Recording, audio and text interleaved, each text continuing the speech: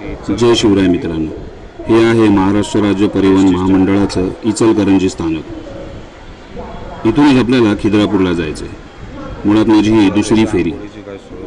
या स्थानकातच प्रथम आपल्याला स्नानाची व्यवस्था बघायची आहे आणि मग खिद्रापूरचा प्रवास सुरू करायचा आहे। कोपेश्वर महादेव मंदिरामुळे प्रसिद्धीत आलेल्या या खिद्रापूर परिसरावर वेगवेगळ्या राजसत्तांच्या काळात सामाजिक, आर्थिक, धार्मिक आणि सांस्कृतिक परिस्थितीचा परिणाम झाला। कोल्हापूर जिल्ह्यातील शिरोळ तालुक्यातील खिद्रापूर हे कृष्णा नदीकाठी वसलेले आहे। खिद्रापूरपासून वायव्य दिशेकडील राजापूर गावापासून कृष्णा नदी आग्नेय दिशेला वाहते आणि खिद्रापुरात आल्यावरती दक्षिण आणि पश्चिम वाहिनी होते। पावसाळ्यात नदीची पाणी पातळी वाढली की टाकळी गावादरम्यान कुंभारवाड्यात पाणी शिरलं की राजापूर आणि खिद्रापूर यांचा जमिनीशी संपर्क तुटतो आणि खिद्रापूरला एका बेटाचं स्वरूप प्राप्त होतं। कोपेश्वर मंदिरातील शिलालेखावरून, जो कदाचित 11व्या शतकातला असावा, खिद्रापूरचे प्राचीन नाव कोप्पम होते हे सिद्ध होते। या शिलालेखात कोप्प या ठिकाणाचे महातीर्थ म्हणून वर्णन आहे। कर्नाटकातील गुलबर्गा जिल्ह्यातील येऊर इथल्या 1077च्या शिलालेखात शंकर आर्य नावाच्या कोण्या व्यक्तीला पुत्रप्राप्तीच्या इच्छापूर्तीसाठी कोप्प देवाची अनेक व्रतांसह पूजा अर्चा केली होती असा उल्लेख आढळतो। म्हणजे कोपेश्वर मंदिर 1077 वर्षापूर्वी होते असे मानायला हरकत नाही। इसवी सन पूर्व 3ऱ्या शतकापासून ते इसवी सन 218 पर्यंत सातवाहनांचे साम्राज्य दक्षिणेत पसरलेले, त्या अर्थी महाराष्ट्र सुद्धा त्यांच्या अधिपत्याखाली असावा, कारण या प्रदेशाला कुंतल असं संबोधलं जायचं, ज्याच्यामध्ये महाराष्ट्र आणि कर्नाटकाचा काहीसा भाग होता। याचा 13वा राजा कुंतल किंवा कुंतल नरेश याचा उल्लेख वात्स्यायन या ग्रंथामध्ये आढळतो। पाटलीपुत्र म्हणजे आत्ताचं पटना बिहारमधला एक तत्वज्ञानी वात्स्यायन मल्लनागा ह्याने हा ग्रंथ लिहिला आणि त्याच्यामध्ये या कुंतल नरेशाचं एक प्रकरण आपल्याला सापडतं। कुंतल राजा सत्कर्णी ह्याने प्रेमाच्या द्वेषात कटारी नावाच्या शस्त्राने आपली पत्नी मलयवती हिला मारले। लैंगिक उत्कंठतेत महिलांना मारहाण करण्याच्या काही जुन्या प्रथांमुळे धोका उद्भवतो आणि अशा धोक्यापासून सावध राहण्यासाठी हे प्रकरण मल्लनागा यांनी वात्स्यायन या ग्रंथात लिहिले। पण याच्यावरून सातवाहनांची महाराष्ट्रावरची सत्ता सिद्ध होते। पुढे इसवी सन 218 ते 500 पर्यंत महाराष्ट्रावरती या सातवाहनांचे मांडलिक राष्ट्रकूट यांची सत्ता होती। पुढे इसवी सन 500 ते 750 त्रिसमुद्री मध्यवर्ती भुवनमंडलाधीश्वर असे विरोध लावणाऱ्या चालुक्यांची सत्ता होती। पुढे पुन्हा परत इसवी सन 750 ते 975 दरम्यान राष्ट्रकूटांची सत्ता स्थापन झाली। त्याच्यानंतर मग शिलाहार आणि पुढे देवगिरी यदुवंश यादव राजसत्ता महाराष्ट्राला लाभली। कोल्हापुरातली ही शिलाहारांची शाखा मात्र सगळ्यात शेवटी उदयास आली असावी। कोपेश्वराचा उल्लेख काही काव्यग्रंथांमध्ये आढळतो। कोपेश्वराच्या मंदिरासमोरचं हे कृष्णा नदीचं पात्र म्हणजे त्या ग्रंथांमध्ये संबोधलं गेलेलं मुक्तितीर्थ। कोपेश्वराचं दर्शन घेण्यापूर्वी याच कृष्णा नदी पात्रामध्ये प्रथम पाय धुवावे लागत असे। ग्रामस्थ आणि भाविकांसाठी या नदीवर तीर्थक्षेत्राप्रमाणे घाट बांधण्याचे प्रयोजन 29 नोव्हेंबर 2007 रोजी झालेले, ते प्रयोजन बहुधा हेच असावे। कृष्णा नदीच्या पलीकडे आपल्याला दिसते ते कर्नाटक आणि जिथे मी चालतोय तो महाराष्ट्र। मित्रांनो, आधी खाजगी वाहनाने आणि मग आता सार्वजनिक वाहतुकीतून मी दुसऱ्यांदा कोपेश्वर मंदिराला भेट देतो आहे। खिद्रापूरच्या ऐतिहासिक दृष्टिकोनातून राजे गंडरादित्य, विजयादित्य आणि भोज शिलाहार हे महत्त्वाचे ठरतात, कारण ह्याच काळात म्हणजे इसवी सन 1105 ते 1140 या दरम्यान अनेक हिंदू जैन मंदिरं बांधण्यात आली। देवगिरीचे यादव आणि शिलाहार यांच्यातला संघर्ष वाढू लागला आणि अखेरीस इसवी सन 1213 रोजी शिलाहार राजा भोज दुसरा याचा देवगिरी यादव राजा सिंगण याने पराभव केला। यादवांचं साम्राज्य खरं तर रामदेव राजाच्या काळात वाढलेलं, पण शेवटी मुस्लिम आक्रमणांपुढे यादवांना पराभवाचा सामना करावा लागला। अखेरीस इसवी सन 1498 पर्यंत पन्हाळा, विशाळगड आणि कोल्हापूरच्या आसपासचा परिसर हा आदिलशाहच्या ताब्यात गेला। हा सगळा राजकीय प्रवास फक्त खिद्रापूर या नावासाठी केला होता, कारण कोप्पमचे खिद्रापूर कसे झाले याचा अंदाज बांधण्यासाठी हा प्रवास करणं गरजेचं होतं।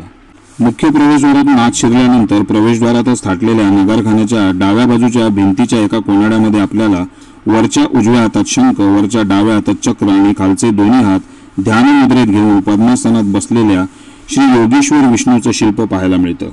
योगेश्वर विष्णूची एकंदर 2 शिल्प मंदिरामध्ये आहेत आणि विष्णूंच्या वेगवेगळ्या अशा अंदाजे 27 प्रतिमा आपल्याला कोपेश्वर मंदिरात आढळतात। योगेश्वर विष्णूच्या शिल्पाच्या शेजारीच त्याच कोनाड्यामध्ये भिंतीत आपल्याला एक सुरेख विरगळ पाहायला मिळते, ज्या विरगळीवरती कन्नड भाषेत शिलालेख आहे। उपलब्ध माहितीनुसार हा शिलालेख महामंडलेश्वर भोजदेव द्वितीय शिलाहार राजाच्या संबंधातला आहे। काही इतिहासकारांनी याचं भाषांतर नमूद करून ठेवलेलं आहे। या शिलालेखाप्रमाणे भोज राजाचा कोणी तंत्रपाल नामक सेनाधिकारी तिसगाव येथे झालेल्या युद्धात आपले अश्वदल शत्रूंकडून परत मिळवून त्यांचं शिरकाण करून विजय संपादित केल्यावर स्वतः वीरलोकी प्रवेश करता झाला। मित्रांनो, हा नगारखाना हे प्रवेशद्वार या संदर्भातला सविस्तर तपशील मी माझ्या मागच्या भागामध्ये दिलेला आहे। आता इथून पुढे आपण स्वर्गमंडपाच्या बाबतीतली माहिती जाणून घेण्याचा प्रयत्न करू। शिलालेख असलेल्या विरगळीच्या पुढेच त्याच भिंतीत दुसऱ्या कोनाड्यात आपल्याला अजून एक कोरीव विरगळ पाहायला मिळते। या विरगळीचं काळोखात विश्लेषण करणं खूप कठीण जात होतं। आम्हाला मल्लयुद्धासदृश्य काही दृश्य इथे पाहायला मिळाली, कारण काही योद्धे निशस्त्र एकमेकांसोबत युद्ध करत होती। जणू आम्हाला कुस्तीचा एखादा सामना पाहत असल्याचा भास झाला। मित्रांनो, या विरगळीबद्दल तुम्हाला काही माहीत असेल तर नक्की नमूद करा। छत्रपती श्री शिवाजी महाराजांच्या काळात 24 फेब्रुवारी 1674 साली शूर सरदार प्रतापराव गुजर आणि आदिलशाही सरदार यांच्या चंदगड तालुक्यातील नेसरी गावात एक तुंबळ रणधुमाळी पेटली। नेसरीचे युद्ध, ज्यात प्रतापराव गुजर धारातीर्थी पडले। लढाईचे नेतृत्व आनंदरावांकडे गेले। या आनंदरावांना पकडण्यासाठी 2 आदिलशाही सरदारांना वारंवार अपयश येत होते, तरी हे 2 सरदार मिरजेतच होते। पुढे मार्च 1675 मध्ये ज्यावेळेला छत्रपती श्री शिवाजी महाराजांनी फोंडा किल्ला घेतला आणि तो किल्ला घेऊ नये म्हणून त्याला विरोध करण्यासाठी याच मिरजेतून बहलोल खान नावाचा एक सरदार 15,000ची फौज घेऊन निघालेला। परंतु मिरजेमध्ये ह्याच बहलोल खानाचा मुख्य सल्लागार तळ ठोकून होता, ज्याचं नाव होतं खिदर खान। कदाचित ह्याच खिदर खानमुळे मिरजपासून 30 मैल अंतरावर असलेल्या कोप्पम या गावाला खिद्रापूर हे नाव प्राप्त झाले असावे। इतिहासाच्या प्रवासामध्ये खिदर खान गेला, पण खिद्रापूर अजूनही आहे। गंमत म्हणजे बऱ्याच वर्षापूर्वी कोल्हापुरात आलेल्या भयंकर पुरामुळे कोल्हापुरातल्या गावांचं बरंच नुकसान झालं। बऱ्याच सेवाभावी संस्थांनी इथली गावं दत्तक घेण्यास सुरुवात केली। खिद्रापूर सुद्धा अशाच एका संस्थेने दत्तक घेतलेलं। त्याचं पुढे काय झालं माहीत नाही, पण उपलब्ध माहितीनुसार त्या संस्थेचा कर्ता धर्ता होता सलमान खान। स्वर्गमंडपाच्या पायथ्यामध्ये इथे आपल्याला व्याळ शिल्प पाहायला मिळतात। व्याळ म्हणजे काल्पनिक चेहरा असलेला प्राणी, ज्याचं साधारणतः शरीर हे सिंहासारखं असतं। मग कधी कधी त्याचा मुखवटा हत्तीचा म्हणजे गजसारखा दाखवला जातो, तो गजव्याळ। मंदिरामध्ये व्याळाची विविध रूपं कोरलेली आहेत। द्वारशाखेच्या चौकटीखाली, मुखमंडपाच्या म्हणजे स्वर्गमंडपाच्या वेदीबंधावर, कधी कधी खांबावर सुद्धा पाहायला मिळतात। इथे आपल्याला गजव्याळ, महिषाव्याळ, कपिव्याळ, सिंहव्याळ, वृषभव्याळ, अजव्याळ, खरव्याळ तसेच मनुष्यव्याळ सुद्धा पाहायला मिळतात। मागच्या किंवा पहिल्या भागात मी स्वर्गमंडपाचे विस्तृत चित्रीकरण आणि माहिती दिलेली आहे। आता फक्त या स्वर्गमंडपातील अष्टदिक्पाल आणि त्यांची शिल्प आणि त्यांची स्थानकं कुठे आहेत ते आपण पाहूया। यादव राजसत्तेच्या अस्तानंतर किंवा इस्लामी राजसत्तांच्या आक्रमणांमुळे कदाचित मंदिर स्थापत्य पुढच्या काळात प्रभावीपणे राबवले गेलं नसावं, म्हणून ही व्याळशिल्प आपल्याला पाहायला मिळत नाही। अगदी गोपुरं सुद्धा मंदिराची जी वरती निवृत्ती होत जातात किंवा टोकेरी होत जातात, ती अगदी एरवी पर्वतासमान भासणारी ही मंदिरांची शिखरं सुद्धा मुघलांच्या कार्यकालामध्ये गोल किंवा घुमटाकार झालेली आपल्याला पाहायला मिळते। स्वर्गमंडपातील स्तंभ पादांवरती मंदिराची गोपुरं, स्तंभ मध्यांवरती अशी गुंतागुंतीची नक्षीकामं आणि वामन भिंतीत बसायला केलेली व्यवस्था पाहायला मिळते। सोबतच या स्तंभांच्या स्तंभपादावरती आपल्याला विविध सूरसुंदरींची कोरीव शिल्प सुद्धा पाहायला मिळतात। उपलब्ध माहितीनुसार 1979 साली पुरातत्व विभागाने या स्वर्गमंडपाला वरून आच्छादित केलेले, परंतु टाकलेल्या आच्छादनामुळे इथल्या तुळईंना तडे गेलेल्याचे निदर्शनास आले। हा कदाचित एक प्रकारचा निष्काळजीपणा असू शकला असता। मुखमंडप अथवा स्वर्गमंडपाच्या मध्यभागी दिसणारी अंदाजे 14 फूट व्यासाची एकाच पाषाणात घडवलेली ही रंगशिळा, या रंगशिळेवरतीच मराठी चित्रपट कट्यार काळजात घुसली ह्यातलं शिव भोला भंडारी हे गाणं चित्रित करण्यात आलं आहे। या गाण्यामध्ये कोपेश्वर मंदिराचा बाह्यभाग सुद्धा आपल्याला पाहायला मिळतो। स्वर्गमंडपाच्या रंगशिळेच्या भोवती 12 नक्षीदार स्तंभ आहेत। या स्तंभांच्या स्तंभशीर्षावरती आपल्याला वेगवेगळ्या देवतांच्या प्रतिमा पाहायला मिळतात, ज्यांना अष्टदिक्पाल असं म्हणतात। सोबतच या स्वर्गमंडपाच्या बाहेर सुद्धा आपल्याला अशाच प्रकारची स्तंभ आणि अशीच रचना पाहायला मिळते। कदाचित त्या खळग्यांमध्ये सुद्धा पूर्वी देवदेवतांच्या मूर्त्या असाव्यात। आता ह्या अष्टदिक्पालांच्या मूर्त्या कुठे आणि कशा आहेत ते आपण पाहूया। स्तंभशीर्षाच्या या मोकळ्या चौकटीमध्ये कदाचित पूर्वी इंद्रदेवाचं एखादं कोरीव शिल्प असावं, कारण पूर्व दिशा ही इंद्रांची, त्यांचं वाहन असतं ऐरावत आणि शस्त्र किंवा आयुध असतं वज्र। पश्चिम दिशा ही वरुण देवाची। इथे आपल्याला मकर शिल्पावर किंवा मगरीवर स्वार वरुण देव पाहायला मिळत आहेत, ज्यांचं शस्त्र आहे नागपाश। दक्षिण दिशा ही यमदेवाची। हा महिषावरती किंवा रेड्यावरती स्वार असून त्यांचं आयुध आहे पाश आणि दंड. उत्तर दिशा ही अश्वारूढ कुबेराची, ज्यांचं आयुध आहे गदा. उत्तरेला आपल्याला अजून एक शिल्प पाहायला मिळतं, ते म्हणजे गरुडावर आरूढ असलेले विष्णुदेव. इथे गरुडाचा चेहरा मानवी रूपात दाखवलेला आहे. त्यांच्या हातात आयुध आहे गदा. आग्नेय दिशा ही अग्निदेवतेची, त्यांचं वाहन आहे मेंढा, जो कदाचित आता भग्न आहे, आणि आयुध आहे शक्ती. वायव्य दिशा ही दिशेप्रमाणेच वायुदेवतांची, जे मृगावरती किंवा हरिणावरती स्वार असून त्यांचं आयुध आहे ध्वज. नैऋत्य दिशा निवृत्तीची, ज्यांचं वाहन किंवा त्यांना नरवाहन म्हणतात, त्यांचं वाहन पुरुष किंवा शव असतं. त्यांच्या हातात आयुध आहे खड्ग. ईशान्य दिशा ही ईशान देवाची, म्हणजे हे शिवशंकराचं रूप आहे, त्याच्यामुळे ते नंदीस्वार असतात किंवा त्यांचं वाहन आहे वृषभ आणि आयुध आहे त्रिशूल. इथे आपल्याला षड्मुखी किंवा 6 तोंडांचा देव कार्तिकेय पाहायला मिळतो, जो मोरावरती स्वार आहे. इथे आपल्याला एकूण 12 स्तंभांवरती फक्त 10 शिल्प पाहायला मिळतात. कदाचित नंदीवरील भगवान शिवशंकर आपल्याला इथे पाहायला मिळत नाही किंवा ब्रह्मदेवाचं सुद्धा शिल्प पाहायला मिळत नाही. कार्तिकेय सोडून सगळ्या देवता आपल्या पत्नींसोबत आहेत. सभामंडप किंवा गूढ मंडपाच्या पूर्व प्रवेशद्वारातून प्रवेश करण्यापूर्वी उत्तरेला किंवा उजव्या बाजूला आपल्याला तारकाकृती जलवातायनाच्या वरती एक शिल्प पाहायला मिळते. मधोमध कीर्तिमुख असून दोन्ही बाजूला मखरमुख किंवा मखरव्याल शिल्प आहेत. मधोमध समपादात दोन्ही हातात फुलं धारण केलेला करंडकूट आणि अलंकारांनी सुसज्जित साधक पाहायला मिळतो. याच्याच पुढे जंगभागेवर आपल्याला श्रीदेवी आणि भूदेवीच्या मधोमध स्तंभपादात उभे असलेले भगवान विष्णू पाहायला मिळतात. अशाच पद्धतीने दक्षिण किंवा डाव्या बाजूला असलेल्या जलवातानाच्या वर सुद्धा आपल्याला एक कोरीव शिल्प पाहायला मिळतं, ज्यात कमलवेलींच्या मधोमध कीर्तिमुख आहे आणि मग मखरमुख, मकरव्याल किंवा मकर तोरणामध्ये अंजली मुद्रा किंवा नमस्कार मुद्रेत एक दाढीवाला अंतर्वस्त्र परिधान केलेला, विशेष म्हणजे पुणेरी पगडीप्रमाणे पगडी धारण केलेला, समपादात म्हणजे पाय जोडून किंवा एकत्र करून उभा असलेला एक तपस्वी पाहायला मिळतो. अलंकृत तपस्वीची कर्णभूषणे किंवा कानातले आपल्याला ठळकपणे पाहायला मिळतात. याच दिशेला मंदिराच्या जंगभागेवरती ब्रह्मदेवाचे शिल्प आहे, जे आपण छायाचित्रणाच्या पुढच्या भागात पाहणारच आहोत. विशेष म्हणजे रंगशिळेवर उभे राहिल्यावरती आपल्याला एका बाजूला ब्रह्मदेव, एका बाजूला विष्णुदेव आणि मधोमध कोपेश्वर म्हणजे महेश्वर पाहायला मिळतो. पूर्व प्रवेशद्वाराला किंवा द्वारशाखेच्या उदुंबरावर किंवा उंबरट्यावरती चंद्रशिला पाहायला मिळते. ही द्वारशाखा पंचशाखा पद्धतीची आहे. शाखेच्या संख्येवरून वेगवेगळी नावं निश्चित केलेली असतात. आता पहिली म्हणजे उत्तम शाखा, ज्याच्यामध्ये 9 शाखा, जिला पद्मिनी म्हणतात, सप्तशाखा जिला हस्तिनी म्हणतात, आणि पंचशाखा जिला नंदिनी म्हणतात. दुसरी येते ती ज्येष्ठ शाखा, ज्यात अष्टशाखा जिला मुकुली म्हणतात, षटशाखा जिला मालिनी म्हणतात. तिसरी येते ती मध्यम शाखा, जिला चतुशाखा म्हणजे गांधारी, त्रिशाखा म्हणजे सुभगा. चौथी जी येते ती कनिष्ठ शाखा, ज्याच्यामध्ये द्विशाखा म्हणजे सुप्रभा आणि एक शाखा म्हणजे स्मरकीर्ती. अशा पद्धतीने त्या बांधलेल्या असतात. कोपेश्वर मंदिराच्या पूर्व, उत्तर, दक्षिण द्वारशाखेला नंदिनी म्हणजे पंचशाखेचा वापर करण्यात आलेला आहे. दोन्ही बाजूला एकूण 10 द्वारपालक असून ते अलंकृत आहेत.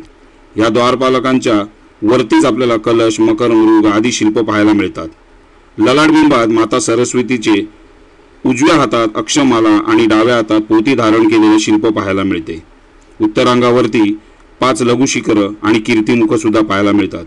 ह्याच प्रवेशद्वाराने किंवा द्वारशाखेतून आपला गूढ मंडपात किंवा सभा मंडपात प्रवेश होतो. स्वर्गमंडप, पूर्वेकडची द्वारशाखा किंवा या गूढ मंडपाचे सविस्तर वर्णन मी माझ्या मागील भागात केलेलं आहे.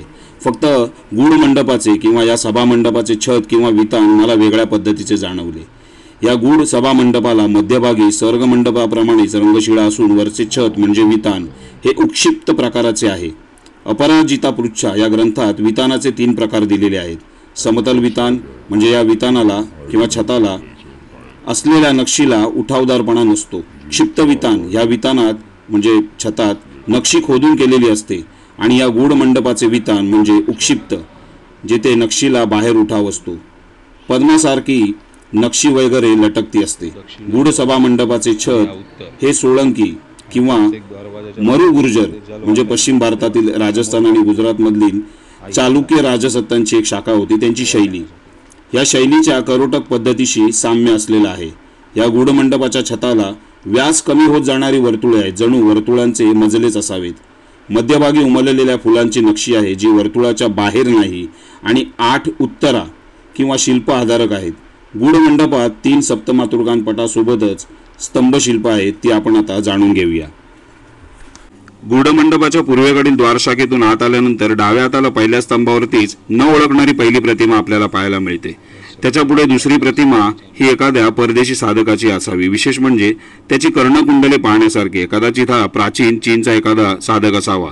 त्याच्याच पुढे आपल्याला खालच्या उजव्या हातात पद्म, वरच्या उजव्या हातात शंख, वरच्या डाव्या हातात चक्र आणि खालच्या डाव्या हातात गदा म्हणजे प श च ग या पद्धतीत कोरलेली विष्णू केशवाची मूर्ती पाहायला मिळते. त्याच्या पुढची मूर्ती सुद्धा कदाचित केशवाचीच असावी. या दोन्ही तशाच भासतात. भगवान विष्णूंच्या हातातली आयुध आणि वस्तू यांच्या जागा बदलल्या म्हणजे भगवान विष्णू हे वेगळ्या नावाने ओळखले जातात. त्याच्या पुढेच म्हणजे दुसऱ्या स्तंभावरती आपल्याला पहिली प्रतिमा सूरसुंदरीची पाहायला मिळते. त्याच्याच पुढे आपल्याला एक रिक्त चौकट जिथे शिल्पकाम झालेलं नाही ती पाहायला मिळते. आणि तिसऱ्यामध्ये आपल्याला प्रभू रामचंद्राची धनुर्धारी प्रतिमा पाहायला मिळते. त्याच्या पुढे पुन्हा एक रिक्त चौकट आपल्याला पाहायला मिळते. मी 2 वेळा येऊन गेलो तेच इथे नाही आहे. तिसऱ्या स्तंभावरती सुद्धा आपल्याला पहिली प्रतिमा ही समपादात उभी असलेली धनुर्धारी प्रभू श्री रामचंद्रांची पाहायला मिळते. त्याच्या पुढे आपल्याला नग्नावस्थेत डाव्या हातात कापलेलं मुंडकं धारण केलेला भैरव पाहायला मिळतो. त्याच्याच पुढे उजव्या हातात फक्त कमलपुष्प आणि डाव्या हातात बीजपूर धारण केलेली ही कदाचित लक्ष्मी असावी. त्याच्याच पुढे उजव्या खालच्या हातात गदा, वरच्या उजव्या हातात चक्र, वरच्या डाव्या हातात पद्म आणि खालच्या डाव्या हातात शंखाऐवजी बीजपूर धारण केलेला हा कदाचित विष्णू ऋषिकेश असावा. उजव्या हाताने मुद्रा धारण करून चक्राकार गोल नृत्य करणारी चौथ्या स्तंभावरची ही देवशाखा किंवा देवाज्ञा सूरसुंदरी. ह्याच्याच पुढे आपल्याला वरच्या उजव्या हातात त्रिशूळ, वरच्या डाव्या हातात खटवांग म्हणजे कवटी असलेला दंड, गळ्यात मुंडक्यांची माळ धारण केलेली चंडामुंडांचा वध करणारी कालीमाता पाहायला मिळते, जिला इथं चामुंडा असेही संबोधतात. पुढची प्रतिमा सुद्धा चामुंडाचीच आहे, फक्त उजव्याऐवजी तिच्या डाव्या हातात आपल्याला त्रिशूळ पाहायला मिळतं. त्याच्या पुढच्या प्रतिमेमध्ये पंचतंत्र किंवा जातक कथा आपल्याला कोरलेली पाहायला मिळते, ज्यात मगर आणि माकडाची कथा कोरलेली पाहायला मिळते. या मगरीला माकड जांभळे देत असतो. मगरीची पत्नी एके दिवशी जांभळे खाऊन म्हणते की जांभळे एवढे गोड आहेत तर त्या माकडाचं हृदय किती गोड असेल, ते हृदय मला हवंय. ही कथा तुम्हाला सविस्तरपणे कुठल्याही सामाजिक माध्यमांवरती मिळेल. आपण आता पुढच्या स्तंभाकडे जाऊ. मत्स्य नेत्राचा वेध घेणारा चतुर्भुज अर्जुन आपल्याला 5व्या स्तंभावरती पाहायला मिळतो. इथे अर्जुन 4 हातांचा असून माशांच्या डोळ्याचा वेध घेत आहे. त्याच्या पुढची प्रतिमा म्हणजे उजव्या हातात झाडाची फांदी धरलेली ही कदाचित डालभंजिका किंवा डालमालिका सूरसुंदरी असावी. त्याच्याच पुढे आपल्याला मृदुंग वाजवणारी मर्दला म्हणजे कोणतेही वाद्य वाजवते ती प्रतिमा पाहायला मिळते. आणि त्याच्या पुढे चौथी खंडित भगवान विष्णूची कदाचित ही प्रतिमा असावी. इथे पण मला वाटतं विष्णूचीच मूर्ती आहे. दक्षिण द्वारशाखेच्या पुढे आपल्याला 6व्या स्तंभावरती पहिली कोरीव प्रतिमा ही भगवान विष्णूंची पाहायला मिळते. त्याच्या पुढची दुसरी प्रतिमा सुद्धा भगवान विष्णूंचीच आहे, फक्त आयुध नीटची ओळखता येत नाहीये. त्याच्याच पुढे आपल्याला समपादात अंजली मुद्रेत किंवा नमस्कार मुद्रेत उभी असलेली एक सूरसुंदरी पाहायला मिळते. हे शिल्प कदाचित चंद्रावली या सूरसुंदरीचं असावं. त्याच्याच पुढे केस अंगावरून धबधब्यासारखे कोसळत असताना सावरणारी कर्पूर मंजिरी या सूरसुंदरीचं शिल्प पाहायला मिळतं. कोरीव शिल्प किंवा प्रतिमा असलेल्या ह्या 19 स्तंभांचा स्तंभमध्ये चौरस असल्यामुळे प्रत्येक स्तंभावरती आपल्याला 4च कोरीव प्रतिमा पाहायला मिळतात.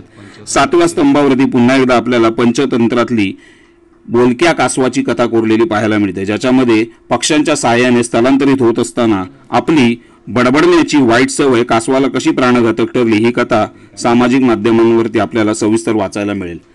त्याच्या पुढचं शिल्प हे गदाधारी भीमचं नसावं, कारण मागे मारुती रायाची आपल्याला छोटीशी शेपटी पाहायला मिळते. त्याच्या पुढच्या चौकटीत शिल्पच नाही आहे आणि शेवटचं भग्न असं सूरसुंदरीचं शिल्प आपल्याला 7व्या स्तंभात पाहायला मिळतं. 8व्या स्तंभावरती उजवीकडे 6 आणि डावीकडे 7 अशी एकूण 13 भुजा किंवा 13 हात असलेल्या देवीची कोरीव प्रतिमा पाहायला मिळते. या प्रतिमेसंदर्भात तुम्हाला काही माहीत असल्यास कृपया नोंद करा. त्याच्या पुढेच आपल्याला दुसरं शिल्प म्हणजे कपाले वामहस्ताचं नृत्य भावाचं चित्रणी म्हणजे या क्षीराळ नावातील चतुर्मुख महाप्रासाद या प्रकरणातलं सूरसुंदरीच्या श्लोकाप्रमाणेच ही चित्रणी म्हणजे जिचा वामहस्त म्हणजे डावा हात डोक्यावर घेऊन ती नाचत आहे ही कदाचित चित्रणी सूरसुंदरी असावी. त्याच्या पुढच्या शिल्पात डाव्या हातात दर्पण धारण करून आपला चेहरा पाहणारी ही विधिचित्ता किंवा दर्पणा सूरसुंदरी असावी. मृगाक्षी सकला नृत्या तयोर्वशी अथा शृणू या श्लोकाप्रमाणे सर्व कलांनी युक्त नृत्य करणारी अशी ही मृगाक्षी सूरसुंदरी असावी. पद्महस्तेच नृत्याग्नी पट्टे पद्मच्च पद्मिनी या श्लोकाप्रमाणेच हातातलं कमळ डोक्यावर धारण करून कमरेला फुलांचा पट्टा धारण करून नृत्य करणारी 9व्या स्तंभावरची कदाचित ही पद्मिनी सूरसुंदरी असावी. याच्या पुढे पुन्हा आपल्याला मृदुंग मर्दाला पाहायला मिळते. त्याच्या पुढे विकृत झालेल्या एका सूरसुंदरीचं शिल्प आहे. कदाचित कमरेवर पुत्र धारण केलेल्या पुत्रवल्लभाचं ते असावं. उजव्या हातात चामर धारण केलेली चामरी किंवा चामरधारणी आपल्याला पाहायला मिळते. कदाचित हातात खड्ग धारण केलेली ही मेनका सुद्धा असू शकते. मेनका जिच्या सौंदर्याच्या धारेसमोर विश्वामित्रसारखे ऋषी टिकू शकले नाही, तिचं शिल्प बनवताना मात्र तिच्या हातात तलवार दाखवली जाते. ह्याच्यात पुढेच 10व्या स्तंभावरती आपल्याला त्रिमुखी समपादात उभा असलेला ब्रह्म कोरलेला पाहायला मिळतो. ब्रह्माच्याच पुढे आपल्याला कदाचित हातात चामर धारण केलेली चामरधारणी पाहायला मिळते. त्याच्या पुढेच आपल्याला ठळकपणे उजव्या हातात चामर आणि डाव्या हातात बीजपूरक घेतलेली दुसरी चामरी पाहायला मिळते. शेवटच्या प्रतिमेमधला हा एखादा साधक असावा ज्याने डोक्यावरती करंडकूट धारण केलेला आहे. गूढमंडपातून अंतराळ कक्षात प्रवेश करताना उजव्या बाजूला आपल्याला 8 फूट उंचीचा एका पाषाणात कोरलेला द्वारपाल पाहायला मिळतो. विजय या विजयाच्या समोर असलेला 11वा स्तंभ जणू जैन धर्मियांना समर्पित आहे.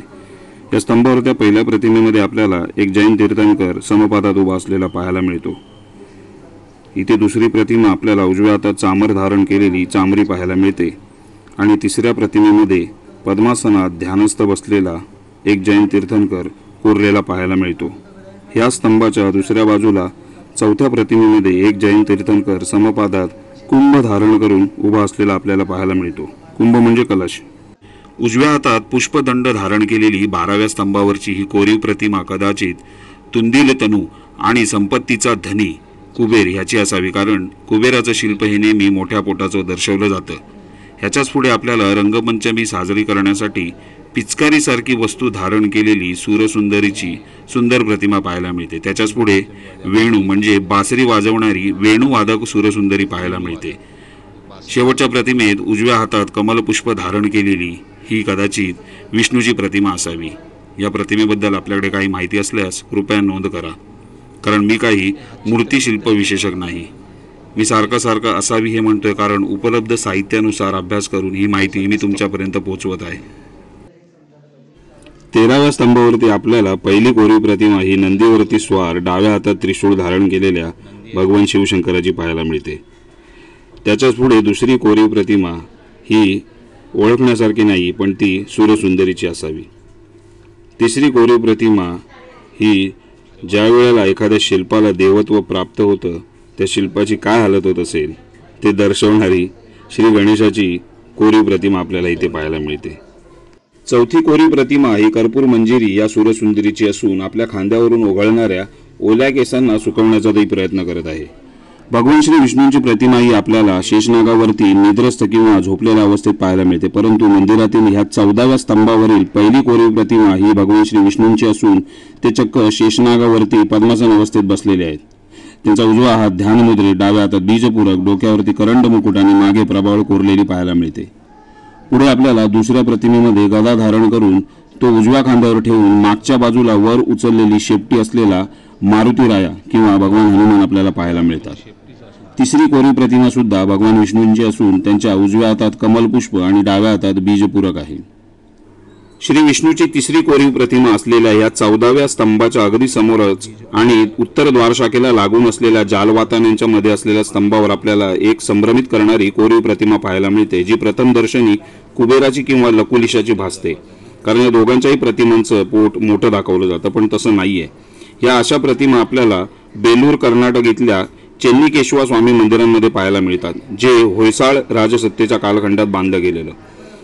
या प्रतिमेबद्दल आपल्याला काही माहीत असल्यास नक्की नोंद करा, पण या प्रतिमेमुळे एकतर सिद्ध होतं की या मंदिरावरती होयसाळ राजसत्तेच्या शैलीचा प्रभाव होता. 14व्या स्तंभावरील ही शेवटची म्हणजे चौथी कोरीव प्रतिमा मुकुटामागे प्रभावळी, उजवा हात ध्यान मुद्रेत आणि डाव्या हातात पोथी धारण केलेली माता सरस्वतीची ही कोरीव प्रतिमा आहे. 15व्या स्तंभावरती आपल्याला क्षीरार्णव या ग्रंथातील पुरुषालिंना नियुक्ता मोहिनी नानमा नर्तकी या 131व्या श्लोकाच्या ओळीनुसारच नरयुक्ता समोहिनी किंवा मोहिनी किंवा मिथुन अथवा मैथुन शिल्प कोरलेलं पाहायला मिळतं. मैथुन म्हणजे दोन विरोधी शक्तींचं मिलन जे मानव आणि दैव यांच्यातील अद्वैतता दर्शवते. पण या शिल्पामध्ये आपल्याला सांसारिक भोग म्हणजे काम आणि आध्यात्मिक मुक्ती म्हणजे मोक्ष अधोरेखित केलेली पाहायला मिळते. असंही कोणतीही वासना ही मंदिरात जाण्यापूर्वी बाहेरच ठेवलेली बरी. याच्या पुढच्या शिल्पामध्ये आपल्याला सूरसुंदरी आणि तिसऱ्या शिल्पामध्ये हातात खड्ग म्हणजे तलवार धारण केलेली ही कदाचित मेनका सूरसुंदरी सुद्धा असू शकते. आणि चौथ्या शिल्पामध्ये एखादा साधक आपल्याला कोरलेला पाहायला मिळतो. उत्तर द्वारशाखेच्या पुढे 16व्या स्तंभावरती पहिली कोरीव प्रतिमा ही आपल्याला डाव्या हातात गदा धारण केलेल्या विष्णू भार्या लक्ष्मीची पाहायला मिळते. याच्याच पुढे दुसरी प्रतिमा ही नग्न डाव्या हातात मुंडके उजव्या हातात तलवार धारण केलेल्या भैरवाची आहे. मुंडक्याच्या खाली त्यातून पडणारं रक्तप्राशन करणारा छोटा वानर सुद्धा आपल्याला पाहायला मिळतो. तिसरी प्रतिमा ही उजव्या हातात कमलपुष्प धारण केलेल्या भगवान विष्णूची आहे. चौथी पूर्णत्वाकडे न पोचलेली विकृत प्रतिमा सुद्धा भगवान विष्णूंचीच असावी. इथे पण आहेत धोतराचे हे. 17व्या स्तंभावरील पहिल्या कोरीव प्रतिमेमध्ये डाव्या हातात कदाचित मंजिरा म्हणजे टाळ किंवा चिपळ्या धारण केलेली सूरसुंदरी पाहायला मिळते. दुसरी कोरीव प्रतिमा ही लघु मंदिरामध्ये शेषनागाच्या आसनावरती ध्यानस्थ बसलेल्या भगवान महावीर यांची आहे. तिसरी कोरीव प्रतिमा ही डाव्या हातात झाडाची फांदी किंवा कैरीची फांदी धारण केलेली डालभंजिका किंवा डालमालिका या सूरसुंदरीची आहे. चौथी प्रतिमा ही वेणू म्हणजे बासरी वाजवणारी वेणुवादक मर्दला हिची आहे. 18व्या स्तंभावरती आपल्याला लक्ष्मण मूर्छित अवस्थेत म्हणजे बेशुद्ध पडल्यावर आपले धनुष्य आणि बाणांचे भाते खाली ठेवून मारुती रायाला विनंती करणारे प्रभू रामचंद्र आणि संजीवनी बुटीला यायला सांगणारे प्रभू हनुमान हा रामायणातला प्रसंग या पहिल्या प्रतिमेमध्ये कोरलेला आपल्याला पाहायला मिळतो. दुसरी कोरीव प्रतिमा ही नर्तकीची असून तिसरी कोरीव प्रतिमा सूरसुंदरीची आहे. चौथ्या कोरीव प्रतिमेमध्ये आपल्याला चापटी मारुती किंवा चपेटदान मारुती कोरलेला पाहायला मिळतो. हे आपले चपेटदान चापटी मारुती. 19व्या स्तंभावरील पहिली कोरीव प्रतिमा ही सूरसुंदरीची आहे. दुसरी कोरीव प्रतिमा ही भगवान बुद्धांची आहे. इथे आपल्याला भगवान बुद्ध सर्प आसनावरती ध्यान मुद्रेत पद्मासनात बसलेले पाहायला मिळतात. त्यांचे दोन्ही हात मांडीच्या मध्यभागी असून त्यांच्या डोक्याच्या मागे आपल्याला प्रभावलय पाहायला मिळतं. कीर्तनकार आहे. तिसरी कोरीव प्रतिमा ही योगेश्वर विष्णूची आहे. सुरुवातीला प्रवेशद्वाराच्या डाव्या कोपऱ्यात आपण पाहिलेली तशीच ही योगेश्वर विष्णूची प्रतिमा इथे आपल्याला कोरलेली पाहायला मिळते.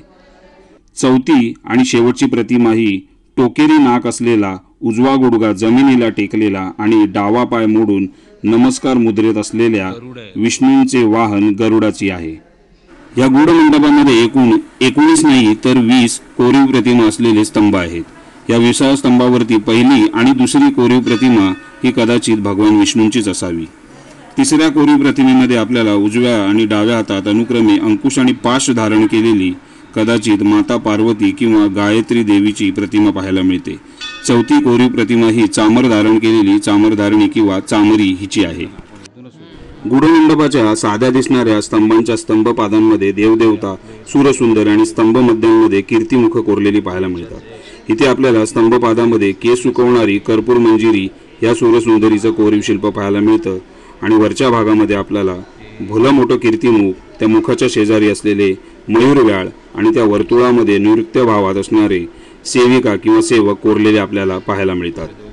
याच स्तंभाच्या दुसऱ्या अंगाला भलं मोठं कीर्तिमुख, मुखाशेजारी 2 मकरव्याळ म्हणजे मगरींचं शिल्प आणि वलयांमध्ये मयूर शिल्प म्हणजे मोरांचं शिल्प कोरलेलं पाहायला मिळतं. याच स्तंभाच्या स्तंभपादामध्ये आपल्याला कुंभ धारण केलेली सूरसुंदरी सुद्धा पाहायला मिळते.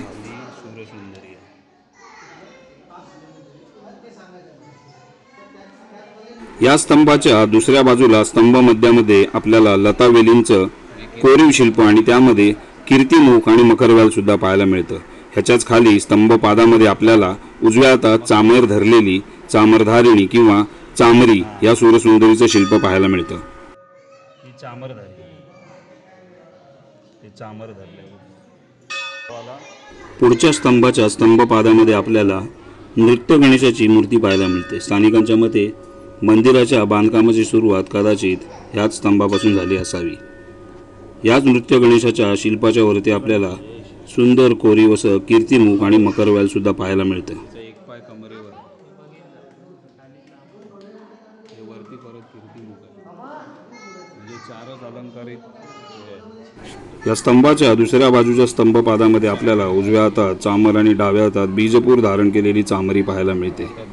या स्तंभांवरील नक्षीकाम आपल्याला काही अंशतः त्रिमितीय भासते, म्हणजे इंग्रजीत ज्याला आपण 3D म्हणतो तशा पद्धतीत कोरीव नक्षीकाम केलेलं पाहायला मिळतं. इथे स्तंभ मध्यामध्ये सुद्धा आपल्याला लतावेलींमध्ये कीर्तिमुख आणि मगर किंवा मकरव्याल पाहायला मिळते. या स्तंभाच्या दुसऱ्या बाजूच्या स्तंभ मध्यामध्ये सुद्धा आपल्याला कीर्तिमुख आणि मकरव्याल पाहायला मिळतं. इथल्या दोन वर्तुळांमध्ये डाव्या बाजूला पुष्पमाला आणि उजव्या बाजूला कुंभ सदृश्य वस्तू धारण केलेल्या दोन सेविका पाहायला मिळतात. इथेच स्तंभपादामध्ये आपल्याला डोक्याभोवती प्रभावळ, हातात शस्त्र आणि अलंकाराने सज्ज अशी एका देवीची मूर्ती पाहायला मिळते, जी ओळखणं कठीण आहे. या स्तंभाच्या चौथ्या बाजूच्या स्तंभ मध्यामध्ये आपल्याला तसंच कोरीव कीर्तिमुख आणि मकरव्याल पाहायला मिळतं. पण इथल्या उजव्या वलयामध्ये आपल्याला विशिष्ट अशी उमा महेश्वराची म्हणजे शंकर पार्वतीची प्रतिमा पाहायला मिळते, ज्यात शंकराने आपल्या वरच्या उजव्या हातात धारण केलेलं त्रिशूळ स्पष्ट दिसतं. डाव्या बाजूच्या सेवकाने काय धारण केले ते कळत नाही. या स्तंभाच्या स्तंभपादामध्ये तशीच डोक्याभोवती प्रभावळ, आयुधाने, शस्त्र आणि अलंकाराने अलंकृत अशी देवीची मूर्ती पाहायला मिळते. परंतु हिच्या उजव्या वरच्या हातात डमरू असल्यामुळे ही पार्वतीचीच प्रतिमा असावी हे सिद्ध होते. जे चार गुढमंडपातून गर्भगृहात किंवा गाभाऱ्यात जाणारा मार्ग म्हणजे अंतराळ. काही मंदिरात अंतराळाला छत नसते, म्हणजे वरचं मोकळं आकाश दर्शनी पडतं. कोपेश्वर मंदिराच्या अंतराळ कक्षाच्या दोन्ही बाजूला पूर्वी शैव द्वारपाल होते, त्यापैकी उत्तरेकडचा विजय हा द्वारपाल अजूनही आहे. दोन्ही बाजूला आपल्याला सप्तमातृकांच्या पटांसोबतच काही स्त्रियांच्या कोरीव मूर्ती पाहायला मिळतात आणि त्यांच्या हातामध्ये त्यांनी अक्षमाला सदृश्य मोठ्या माळा आणि कुंभ धारण केलेले सुद्धा पाहायला मिळतात. अंतराळ कक्षाच्या उत्तरेकडील भिंतीतल्या देवकोष्ठामध्ये आपल्याला हातात पळी म्हणजे चमचा किंवा करडू धारण केलेल्या माता अन्नपूर्णेची प्रतिमा पाहायला मिळते आणि अशीच प्रतिमा दक्षिणेकडे सुद्धा आहे. ह्याच्याच पुढे आपल्याला विजय या द्वारपालाचे शिल्प पाहायला मिळतं आणि या दोघांच्या मध्ये असलेल्या भिंतीमध्ये कन्नड भाषेतला एक शिलालेख आहे. एक दंतकथा अशी आहे की कोपेश्वर मंदिर राक्षसांनी एका रात्री बनवण्याचा प्रयत्न केला, पण सकाळ होताच अर्धवट सोडून पळून गेले. जाताना मात्र त्यांनी त्यांचा मुलगा इथेच सोडून गेले. तो मुलगा दरवर्षी गव्हाच्या दाण्या एवढा वाढत जातो अशी मान्यता आहे. या राक्षसांचा मुलगा म्हणजे हाच 8 फुटांचा प्रचंड देहयष्टी असलेला एकाच पाषाणात कोरलेला द्वारपाल विजय.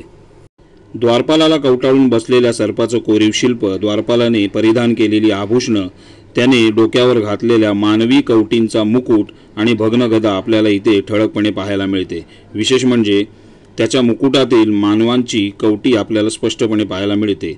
दुसरं म्हणजे त्याने घातलेल्या अलंकारांवरून त्या काळातली दागिन्यांची संपन्नता आपल्याला पाहायला मिळते. मंदिराच्या आतलील शिलालेखामध्ये कृष्णा नदीवरील महातीर्थ म्हटल्या जाणाऱ्या कोप्प गावातील कोपेश्वर देवाचे आणि इथल्या यतींचं वर्णन त्यात केलेलं आहे. या कोपेश्वर देवाला कुरकुटेश्वर, कुसवेश्वर, कामेश्वर अशा वेगवेगळ्या नावांनी संबोधलं गेलेलं आहे. आलेख गाभाऱ्याजवळच्या भिंतीवरती किंवा द्वारपालाच्या जवळच्या भिंतीवरती असावा. आम्ही तो शोधण्याचा प्रयत्न केला पण आम्हाला सापडला नाही. अंतराळ कक्षाच्या बाहेर कुंभ धारण केलेल्या या प्रतिमा बहुधा जया या सुरसुंदरीच्या असाव्यात. तिचे आभूषणं, तिचे अलंकार, तिचे कपडे एवढंच नव्हे, तिच्या नखांवरचं रंगकाम ज्याला आपण नेल पेंट म्हणतो, हे सगळं आजच्या आधुनिक जगाला लाजवण्यासारखं आहे. अंतराळ कक्षाला समतल पद्धतीचे वितान आहे, म्हणजे छत आहे. दोन्ही बाजूला असलेल्या प्रत्येकी 3-3 प्रतिमा या विकृत झालेल्या असून इथल्याच कुठल्या तरी भिंतीवरती तो शिलालेख आहे, जो आम्ही शोधण्याचा प्रयत्न करत होतो पण आम्हाला सापडला नाही. इथूनच आपला प्रवेश होतो गर्भगृह किंवा गाभाऱ्यामध्ये. गर्भगृहाचं प्रवेशद्वार साधं परंतु पंचशाखा द्वार पद्धतीतलं असून त्याला लागून असलेल्या चौकटीला दोन्ही बाजूला कुंभ असून त्या चौकटीतल्या वर्तुळांमध्ये बरीचशी नक्षीकामं आपल्याला पाहायला मिळतात. ललाटबिंबामध्ये गजलक्ष्मी किंवा गजांत लक्ष्मीचं कोरीव शिल्प पाहायला मिळतं आणि उत्तरांगावरती आपल्याला 5 कोरीव लघु शिखरं सुद्धा पाहायला मिळतात. ह्याच प्रवेशद्वाराच्या किंवा द्वारशाखेच्या खाली उंबरट्याजवळ आपल्याला पिसारांमध्ये मकरव्याळ किंवा मगराचं शिल्प, कमळांच्या कळ्या, शंख अशा बऱ्याच भरीव कोरीव कामांनी युक्त एक सुंदर अशी चंद्रशिळा सुद्धा पाहायला मिळते. गजलक्ष्मी जैन, बौद्ध आणि हिंदू धर्मामध्ये पूज्य मानली जाते. गर्भगृह एकदल पद्धतीचे असून कोपेश्वर आणि धोपेश्वर अशी लिंग आहेत. धोपेश्वर हे स्थानिक नाव ज्याला विष्णूचे प्रतीक मानून त्याची शाळीग्राम रूपात पूजा केली जाते. लिंगरूपात विष्णुपूजा हे एक वैशिष्ट्य मानावे लागेल. कदाचित मध्ययुगात शैव वैष्णव दुरावा मिठावा म्हणून अशी प्रतिष्ठापना झाली असावी. शिवलिंगाची शाळुंगा काळ्या दगडातील तर शिवलिंग तांबूस रंगाचे आहे आणि विष्णुलिंग म्हणून ओळखले जाणारे लिंग हे गोल सरळ साध्या स्तंभाप्रमाणे आहे. या धोपेश्वराची एक दंतकथा स्वर्गमंडपाशीच निगडीत आहे. स्वर्गमंडपातून स्वर्गात जाणाऱ्या भक्तांची संख्या वाढू लागली म्हणून देवतांची चिंता वाढली आणि देवतांनी विष्णूंची भेट घेतली. तेव्हा भगवान विष्णूंनी स्वतःची स्थापना लिंग स्वरूपात कोपेश्वराच्या लिंगासमोर घेतली. म्हणून प्रवेशद्वारातून आपल्याला शिवलिंग दिसत नाही, विष्णुलिंग दिसते. आता भक्तांना मिळालेला वर मोडला, कारण कोपेश्वराऐवजी भक्तांना प्रथम धोपेश्वराचं दर्शन होऊ लागलं आणि स्वर्गात जाण्याचा मार्ग बंद झाला. गाभाऱ्यातील तिन्हीकडच्या भिंतीत छोटी छोटी देवकोष्ठ आहेत. कदाचित शिलालेखात म्हटल्याप्रमाणे कोपेश्वराच्या कुरकुटेश्वर, कामेश्वर, कुशवेश्वर रूपातल्या प्रतिमा या देवकोष्ठांमध्ये असाव्यात. अशाच रंजक दंतकथा आणि ज्ञात अज्ञात कोपेश्वर मंदिरासाठी पुन्हा भेटूया पुढच्या भागात. जय शिवराय.